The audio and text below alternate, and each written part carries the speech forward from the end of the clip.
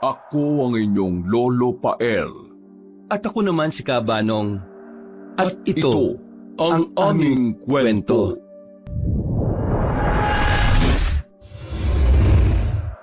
Tumambad sa harapan ng magkapatid na Luna ang malawak na karagatan habang dahan-dahang sinasakay sa barko ang sasakyan nilang SUV. Maingat ang bawat galaw ng mga tripulante na sinisigurong ligtas ang bawat sakay. Nasa driver's seat ang 35 na si Victor. Seryosong mukha niya habang sinusundan ng senyas ng crew. Ang ate niyang si Paula naman, 36, nakasandal sa passenger seat. Halatang pagod pero nanatiling alerto. Nakatingin ang dalaga sa tubig habang tila nagmumuni-muni. Kapag ganitong amoy dagat, naisip ko tuloy si tatay. Ako nga rin, te. Baka yung mga luma niyang kwento tungkol sa bagyong sinabayan nila nung bata pa siya. Yung tipong parang lalamunin ng alon ng buong mundo. Naalala mo pa ba yun? Oo. Hindi ko makakalimutan ng kwento na yon. Isa yun sa mga paborito kong kinukwento ni tatay noon eh. Huwag kang mag-alala, te. Maririnig natin ulit yung kay tatay pag nakauwi na tayo sa Barrio Gulat. Hindi na umimik pa si Paula. Nanatili na lang siyang nakatingin sa kawalan habang naghihintay. Ilang saglit pa ay natahimik na sila pareho habang paalis na ang barko mula sa pantalan.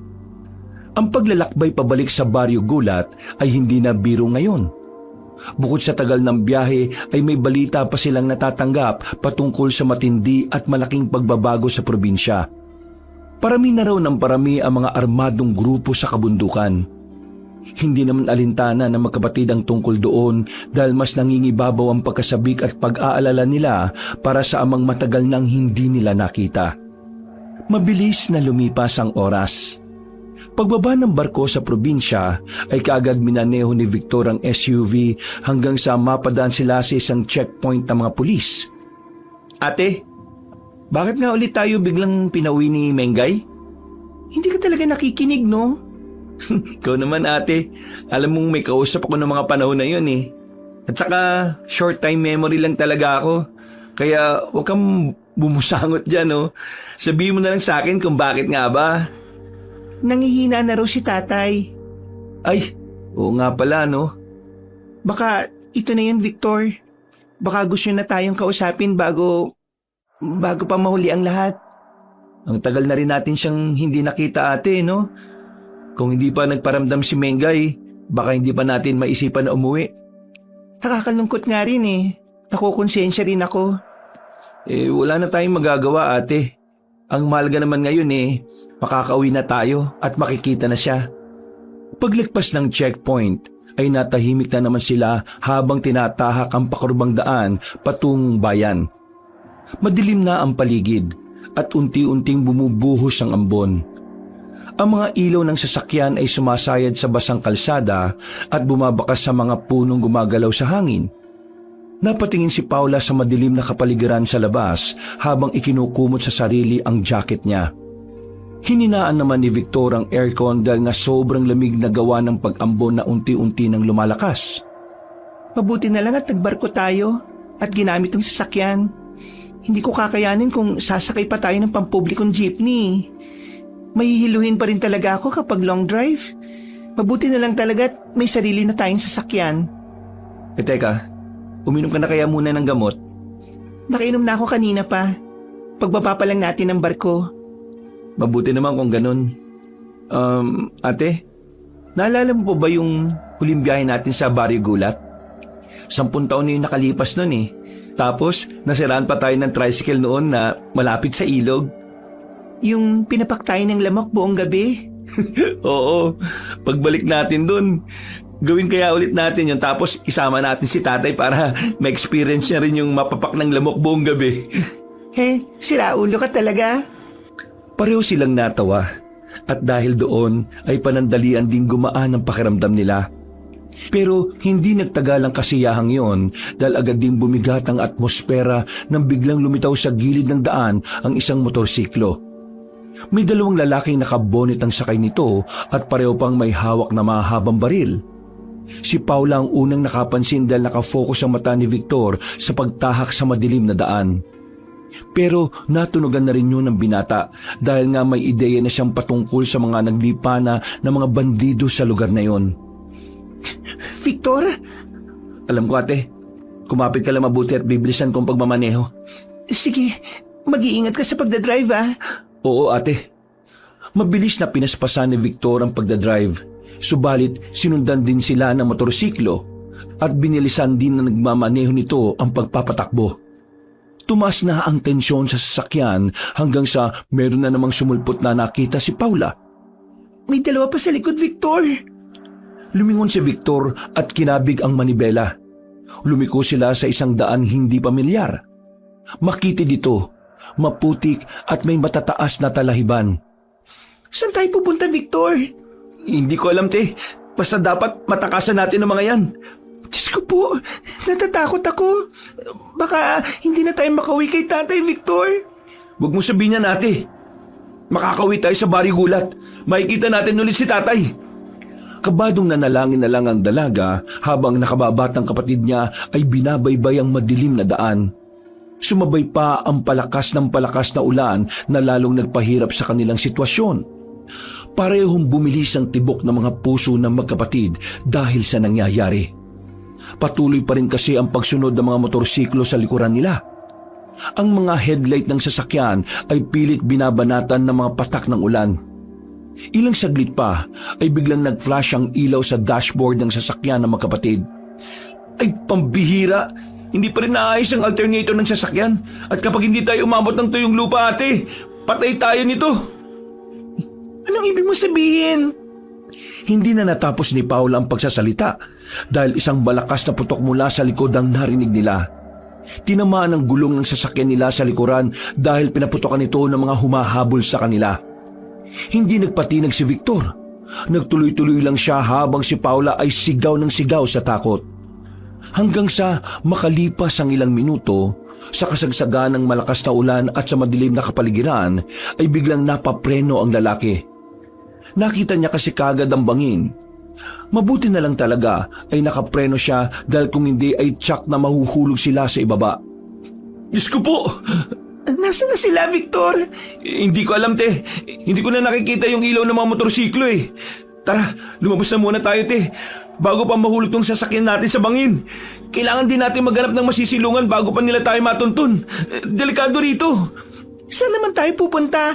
Nasa gitna tayo ng hindi natin alam eh. Hindi natin malalaman kung hindi tayo aalis dito, te. Ang sigurado ko lang, kapag nagtagal tayo rito, sigurado makikita tayo ng mga humahabol sa atin. Wala nang nagawa si Paula kundi sumang-ayon na lang sa sinasabi ng nakababata niyang kapatid. Kinuha ni Victor ang flashlight mula sa dashboard at saka lumabas ng sasakyan. Kaya kagad siyang nabasa ng ulan. Bago naman lumabas ang dalaga, ay tiningnan muna niya ang cellphone nilang magkapatid. Pero parehong walang signal kaya napaismid siya. Ganun pa man ay dinala pa rin niya ito na binalot lang sa plastic para hindi mabasa. Iniwanan nila ang ibang gamit sa sasakyan at napagdesisyon ng babalikan na lang ang mga yon kapag nakarating na sila sa Baryo Gulat. Hihingi na lang sila ng tulong sa mga kinaukulan para makaiwas na rin sa kapahamakan laban sa mga rebelde sa kabundukan. Pagtanaw ng dalawa ay nakita nila sa kaliwa ang masukal na kagubatan. Ngunit sa di kalayuan, sa kislap ng isang kidlat ay may silwetang lumitaw. Isang gusali na parang malaking bahay. Doon, Victor, may bahay o gusali ako nakita. Sigurado ka ba, te? Wala tayong alam sa lugar na ito eh. Oh, akala ko ba hihingi tayo ng tulong? Mas pipiliin mo bang dito tayo magpalipas ng gabi kasama ang ulan at mga rebelde? Ay nako, tara na nga. Tara na nga talaga. Hindi na sumagot si Victor at nagpatuloy na sila sa pagpunta sa nasabing lugar. Pinilit nilang lakarin ang maputik na daan kahit na basang-basa na sila ng ulan. At habang papalapit ng papalapit, ay mas lumilinaw ang itsura ng nasabing gusaling nakita kanina ni Paula. Malalaki ang bintana. May krus sa ibabaw ng bubong at may malawak na pinto sa pinakasentro. Napansin ni Paula na tila lumang kumbento ito na parang noong panahon ng Kastila. May halong takot at pag-asa sa kanyang dibdib pagkakita sa lugar habang si Victor ay hindi na nagdalawang isip pa. Nang marating nila ang harapan ng nasabing gusali, ay lumapit kaagad si Victor. Kumatok siya sa malaking pintuan. Ilang beses niyang kinalampag ang pinto pero walang sumasagot sa kanya. Nagpalinga-linga naman si Paula sa paligid habang nanginginig ang katawan dahil sa lamig ng ulan. Subukan mo ulit, Victor. Baka hindi nila naririnig dahil sa lakas ng ulan. Nilalamig na rin talaga ako eh. Oo, ako nga rin te. Dahil nga doon ay mas nilakasan pa ng binata ang pagkalampag. Pagkakatok niya sa 3 beses ay biglang bumukas ang pintuan ng dahan-dahan at isang matandang madre ang lumitaw. Maputi ang buhok, maayos ang balikat, ngunit malamlam ang mga mata. Nakatayo siya roon na parang matagal nang walang bisita. Anong kailangan niyo mga iho at iha? Bakit nasa gitna kayo ng malakas na buhos ng ulan? Pasensya na po sa abala pero pwede po bang makituloy kami ngayon kahit ngayong gabi lang po? Hindi naman siguro kayo mga rebelde sa kagubatan, hindi ba? Hindi po. Sinisiguro ko po sa inyong hindi. Pasensya na po. Napatpat po kami dito dahil sa humahabol po sa amin. Mga armadong lalaki. Naflatan po yung sasakyan namin na naiwan doon malapit sa bangin. Parang awa niyo na po. Patuloyin niyo na po kami. Sige, pumasok kayo. Sa gabing ganito ay hindi talaga ligtas sa labas lalo na kung malakas ang ulan. Laking pasalamat ng magkapatid dahil pinatuloy nga sila ni Mother Superior Halos. Pagpasok nila ay naamoy kagad ni Paula ang magkahalong amoy ng kandila, lumang kahoy at kung anong halamang hindi niya mawari. Madilim ang loob ng kumbento at may kakaibang lamig na bumabalot dito na tila mas nagpadagdag sa kilabot na nararamdaman niya. Nagpunta sila sa tanggapan at pinaupo. Makalipas ang ilang minuto ay may 2 madre na dumating at nagbigay ng tuwalya para makapagpatuyo sila. Ilang saglit pa nga ay muling nagpakita ang Mother Superior na may dalang mga tuyong damit. Salamat po. Ano po pala ang pangalan ninyo? Ako si Mother Superior Halos. Salamat po sa mga damit na to, Mother Halos. Walang anuman mga anak. Huwag kayong mag-alala dahil ngayon ay ligtas na kayo. Walang mga bandido o rebeldeng napapadpad dito. Makakatulog kayo ng mahimbing, ako na nagsasabi sa inyo. Sa hindi malamang dahilan, habang nakikinig si Paula sa sinasabi ng madre ay tila may kakaiba siyang nararamdaman na hindi maganda. Hindi niya rin maintindihan ang sarili pero parabang may kakaiba sa Mother Superior na hindi niya mawari kung ano. Wala sa sarili tuloy siyang napabulong dahilan para mapatingin sa kanya si Mother Superior Halos ng makahulugan. Ligtas ka ba talaga kami sa kumbentong to? Pagkatapos ng saglit nilang pag-uusap ay sinamahan na sila sa banyo para makapagpalit ng damit. Bumugso ang ulan sa bubong ng kumbento na tila mga paang galit na kumakalampag.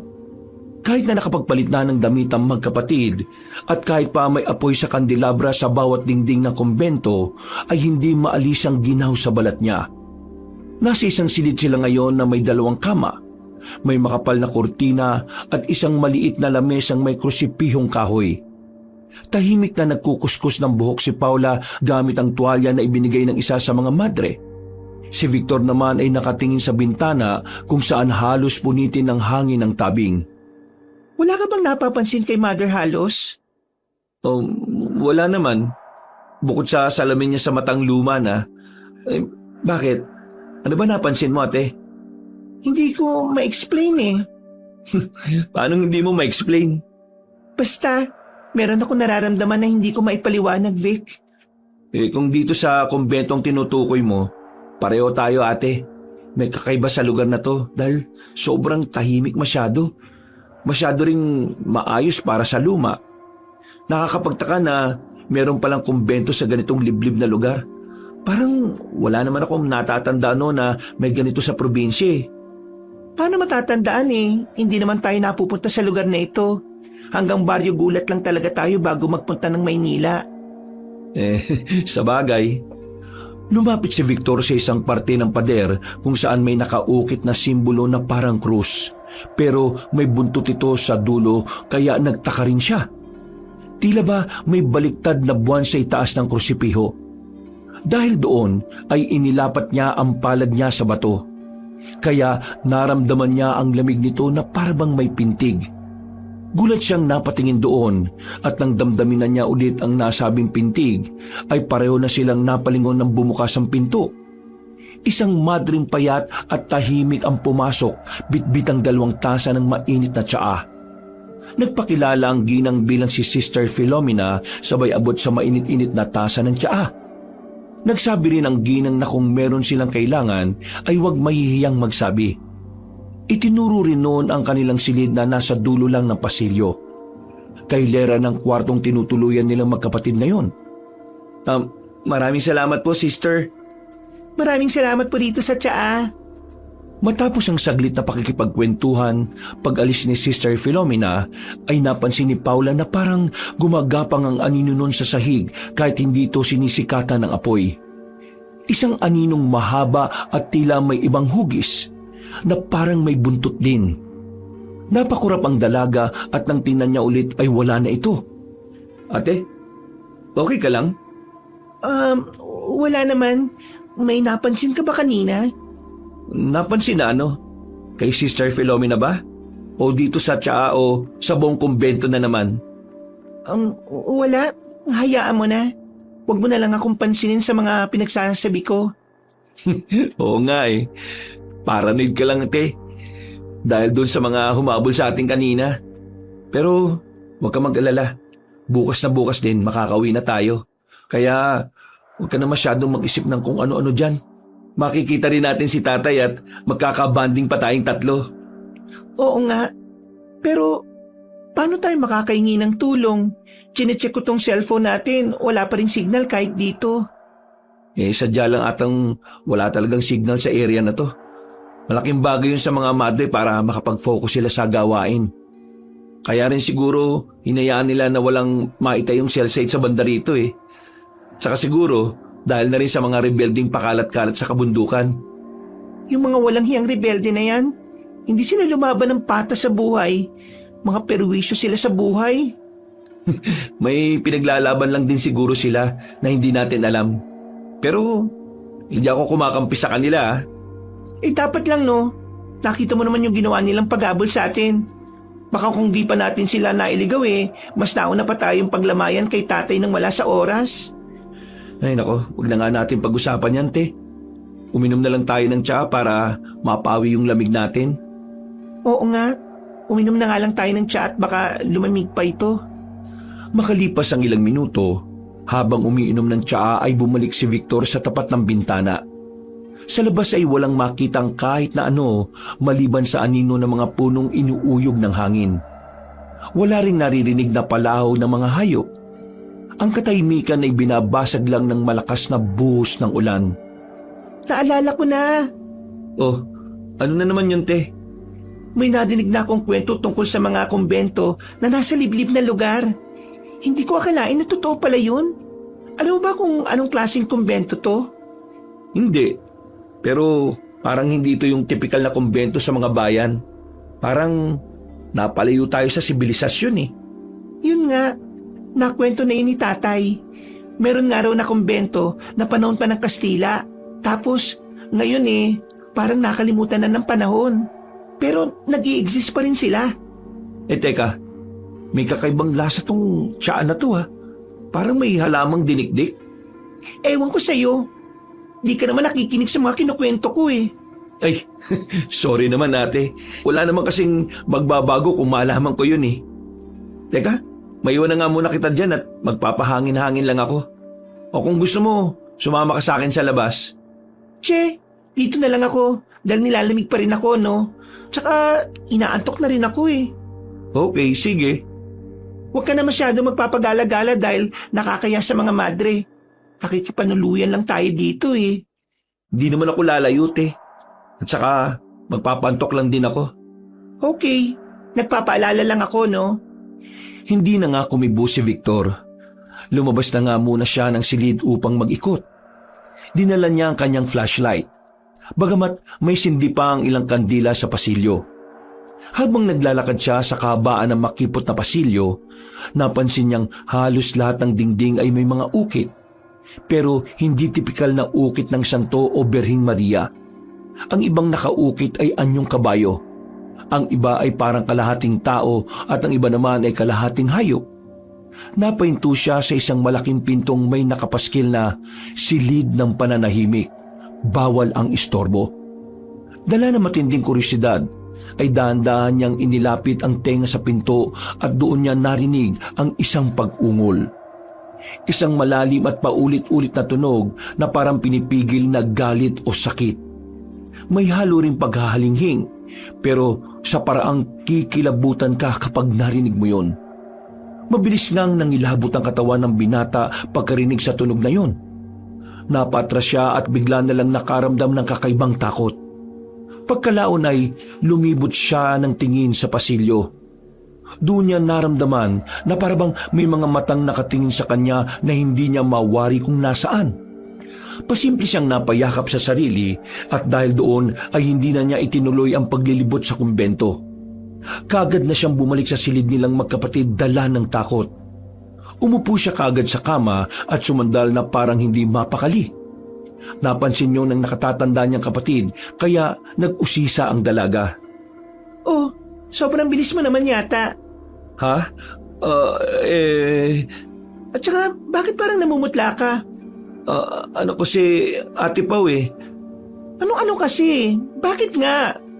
May narinig akong parang hayop pero nasa loob ng isang kwarto. At yung mga ukit sa pader, hindi ko magets eh. Alam mo yun, te, yung pakiramdam ko tuloy, parang hindi to kumbento na basta lang pinatayo para magdasal eh. Para bang... Natigilan na ang binata sa pagsasalita dahil biglang may kumalubog sa kisame. Pareho silang napatingin magkapatid doon hanggang sa marinig nila ang 1, 2, hanggang 3 kalabog. Mabibilis ito na parang may dumadaan doon.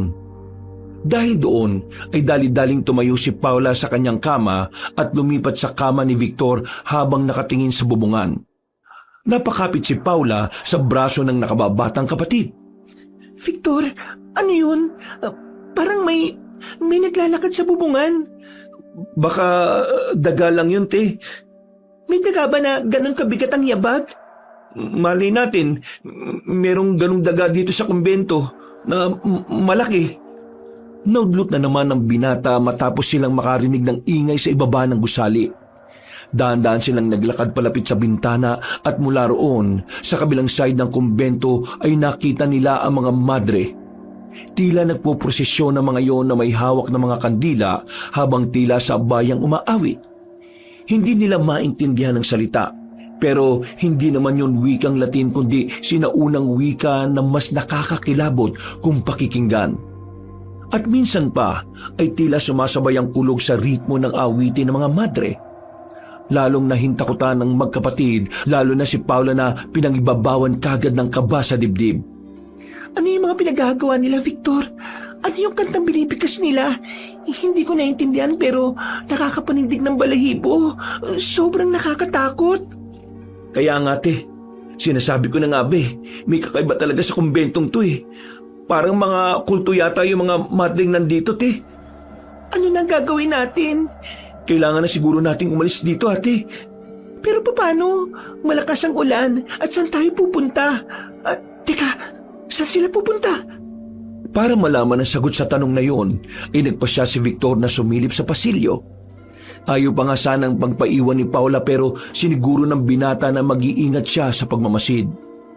Pinuntahan ng lalaki ang balkonahing tanaw ang chapel sa ibaba.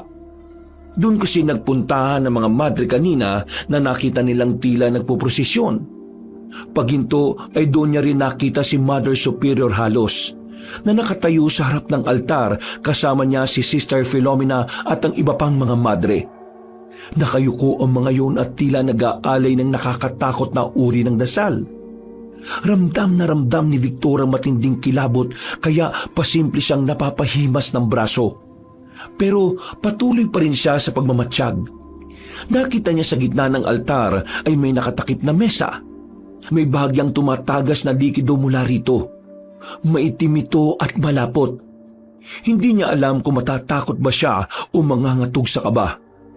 Pero sapat na ang mga nakita niya para magdesisyon na umalis sa lugar na yon. Diyos ko po, mas malala pa pala sa mga rebelde itong napuntahan naming lugar. Hindi na niya tinapos pa ang napapanood dahil alam niyang may hindi na magandang mangyayari pagkatapos ng ginagawa ng mga madre. Agad siyang bumalik sa silid nila Ate Paula niya na kanina pa rin naghihintay. Oh, anong nakita mo? Ate, may ritual silang ginagawa sa kapilya. Eh di umalis na tayo rito, Victor. Oo ate, aalis na tayo rito. Hindi tayo pwede magtagal dito dahil mas matindi pa sila sa mga rebeldeng humahabol sa atin eh. Anong ibig mo sabihin? Hindi sila mga totoong madre. Nagsasagawa sila ng ritual o orasyon na hindi ginagawa ng mga taong lingkod ng Diyos.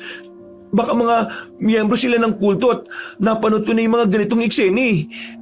Habang naiimbing tayo